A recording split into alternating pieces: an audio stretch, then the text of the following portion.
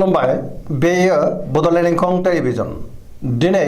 24 October 2020 समबारखालि सानसेनि बरादखौ नोंथांमोननि खाथियाव लाबोदों आं सदानन्द दैमारिया।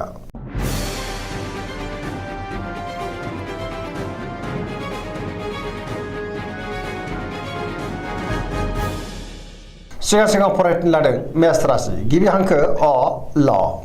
दिनैनि साना जोबोर मोजां बयजोंबो अनजागोन आरो अनसायजागोन गुबुनखौ अननो रोंगोन बहाबा दावबायनो एबा हान्थिनो खाबु मोननोबो हागौ मोजाङै हान्थिनोबो हागोन जेरावबो जाफुंसारगोन मावनो लानाय खामानिखौ गोरलैयैनो मावफुंनो हागोन गोसोखौ दिनै जोबोर गोजोननाय मोनगोन देहाया मोजाङै थागोन सोरबा लोगोनिफ्राय मोजां खौरां फैनोबो हागौ रांखावरियाव दिनै जोबोर मोजां बेफार फालांगियावबो जोबोर मोजां होनजायो सोरबा लोगोनिफ्राय थोजासे हेफाजाबखौ मोननो हागोन न'खराव अननानै फैगोन बिमा बिफानि अननाय आरबोरखौ दिनै मोननो हागौ गुबुननि गोसोखौ गोरलैयैनो बोनो हागोन गोसोनि बोलोआ बांगोन गावनि गोसोनि साननायखौ गुबुननो फोरमायनोबो हागोन समाजाव मान मोनगोन लाइमोनफ्रा जोबोर रमान्टिक जागोन आरो गावबा गावनि गोसोनि साननायखौ फोरमायलायनोबो हागोन। वृष राशि गिबि हांखो इ उ ब दिनैनि साना जोबोर मोजां गोसोखौ जोबोर गोजोननाय मोनगोन गोसोनि बोलोआ बांगोन मावनो लानाय खामानिखौ थि समावनो आरो गोरलैयैनो मावफुंनोबो हागोन बहाबा थांनांगौब्ला दिनै जोबोर मोजां आरो मोजाङैनो हान्थिनोबो हागोन गियाना बांगोन समाजाव बयजोंबो गोरोबनो रोंगोन रांखावरियाव दिनै जोबोर मोजां गोबां धोन आरजिनो हागोन बेफार फालांगियावबो जोबोर मोजां होनजायो आयाबो बांनो हागौ न'खराव अननानै फैगोन बिदा फंबायजों मोजां सोमोन्दो थागोन देहाया मोजाङै थागोन अब्लाबो नाथाय जानाय लोंनायाव सांग्रां जानांगोन गुबुननिफ्राय थोजासे हेफाजाब मोननो हागौ जायखि खामानि मावनो मोनफ्रोमबो खामानिखौनो दिनै मावफुंलांनो हागोन पजिटिभ एनार्जिनि गोहोम गोग्लैगोन।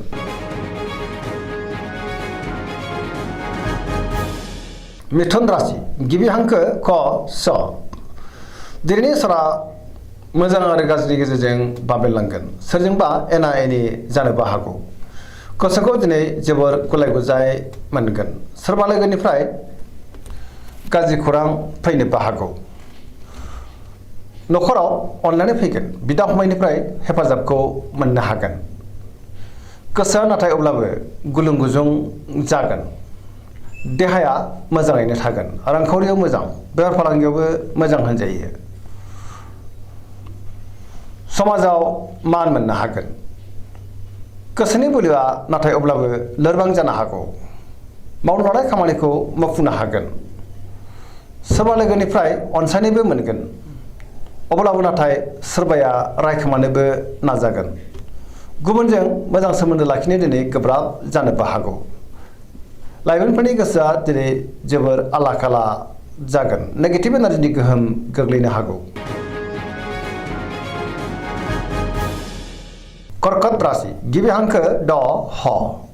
दिनैनि साना जोबोर मोजां गोसोखौ दिनै जोबोर गोजोननाय मोनगोन सोरबा लोगोजों बाख्नाय जानो हागौ गोसोनि साननायफ्रा दिनै मोगथाङाव जाफुंगोन गोसोआव पजिटिभ साननाय फैगोन गोथों आरो गोग्गो साननो रोंगोन गियाननि आंखाल जानाय नङा मावनो लानाय खामानिखौ थि समावनो आरो गोरलैयैनो मावफुंनोबो हागोन रांखावरियाव जोबोर मोजां बेफार फालांगियावबो दिनै जोबोर मोजां मुलाम्फा मोनगोन न'खराव अननानै फैगोन समाजाव लोगो लेवाबो बांगोन देहाया दिनै मोजाङै थागोन गुबुननिफ्राय थोजासे हेफाजाबखौ मोननो हागौ समाजाव बयजोंबो मान होजागोन फरायसाफ्रा दिनै फरायनायाव गोसो दुंखांगोन आरो मोजां फिथाइ मोनगोन गुबुनजों मोजां सोमोन्दो लाखिनोबो रोंगोन पजिटिभ एनार्जिनि गोहोम गोग्लैगोन।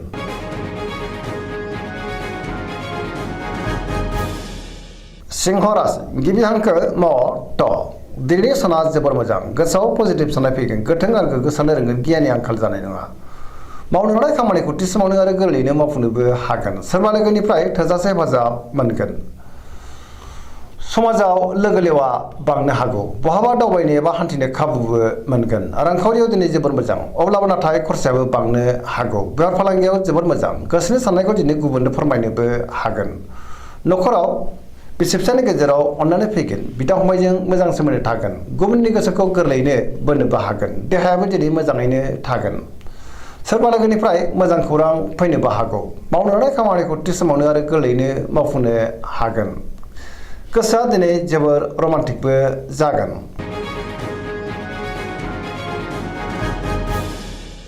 कन्या राशि गिबि हांखो प ट दिनैनि साना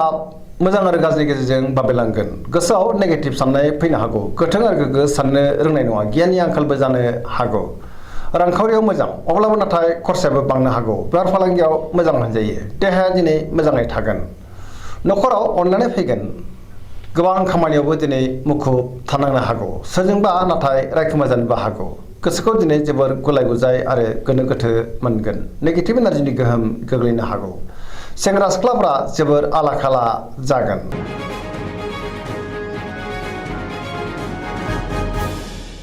तुला राशि गिबि हांखो र ट दिनैनि साना मोजां आरो गाज्रिनि गेजेरजों बाबेलांगोन गोबां रोखोमनि जेंना जेंनाजों मोगा मोगि जानांनो हागौ गोग्गो गियाननि आंखालबो जानो हागौ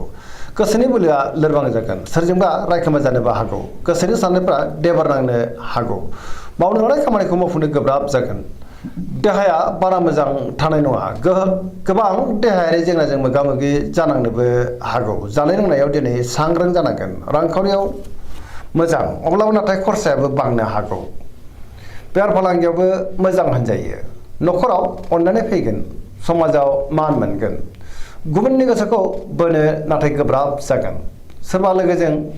रायखोमा जानोबो हागौ सेंग्रा सिख्लाफ्रा जोबोर आला खाला जागोन नेगेटिभ एनार्जिनि गोहोम गोग्लैनो हागौ सांग्रां जानाया गाहाम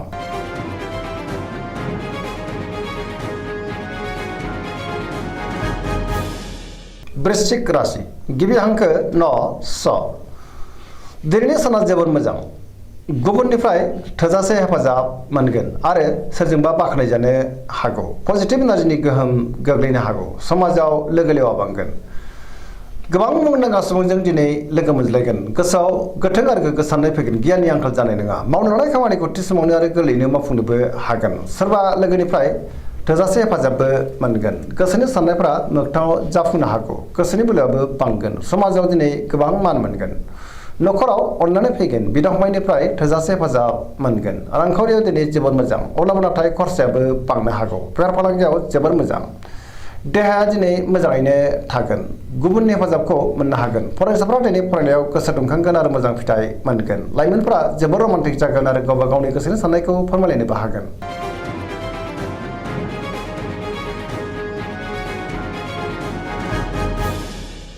धनु राशि गिबि हांखो ढ फ भ दिनैनि साना बारा मोजां नङा गोसोआव गोनो गोथो साननाय फैगोन मावनो लानाय खामानिखौ मावफुंनो गोब्राब जागोन माबा नङा माबा मोनसे हेंथा फैनोबो हागौ गोबां गोरोन्थिबो जालांनो हागौ गोसोनि साननायफ्रा दिनै देबार नांगोन रांखावरियाव बारा मोजां नङा मोननो गोनांफोरखौ दिनै मोननो गोब्राब जागोन बेफार फालांगियाव बारा मोजां नङा गोबां खहा जानांनोबो हागौ बहाबा हान्थिब्ला लामा सामायाव सांग्रां जानांगोन देहाया बारा मोजां थानाय नङा जानाय लोंनायाव सांग्रां जानांगोन न'खराव अननानै फैगोन बिदा फंबायनिफ्राय हेफाजाबखौ मोननो हागौ अब्लाबो नाथाय सोरबा लोगोनिफ्राय गाज्रि खौरांबो मोननो हागौ लाइमोनफ्रा जोबोर रमान्टिक जागोन आरो गावबा गावनि गोसोनि साननायखौ फोरमायलायनोबो हागोन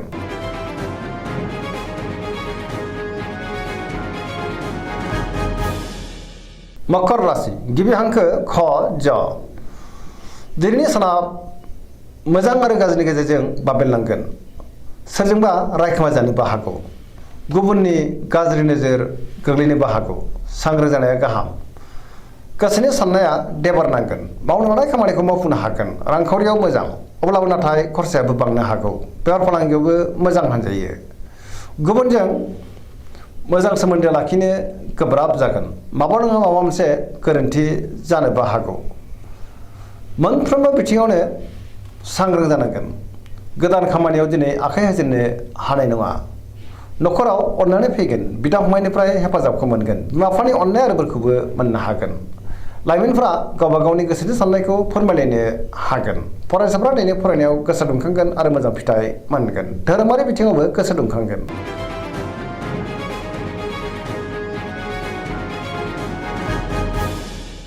कुम्भ राशि गिबि हांखो ग स दिनैनि साना जोबोर मोजां गोसोनि साननाया जाफुंनो हागौ गोसोखौ दिनै जोबोर गोजोननायबो मोनगोन मावनो लानाय खामानिखौ थि समावनो आरो गोरलैयैनो मावफुंनोबो हागोन बहानिफ्रायबा मोजां खौरां फैनोबो हागौ समाजाव दिनै गोबां मान मोनगोन गोबां मुंदांखा सुबुंजों लोगो मोनज्लायनोबो हागौ रांखावरियाव दिनै जोबोर मोजां बहानिफ्रायबा गोबां धोन मोननो हागोन देहाया मोजाङैनो थागोन। न'खराव अननानै फैगोन। गुबुनजों मोजां सोमोन्दो लाखिनोबो रोंगोन। बहाबा दावबायनो एबा हान्थिनो खाबु मोननोबो हागौ। पजिटिभ एनार्जिनि गोहोम गोग्लैगोन।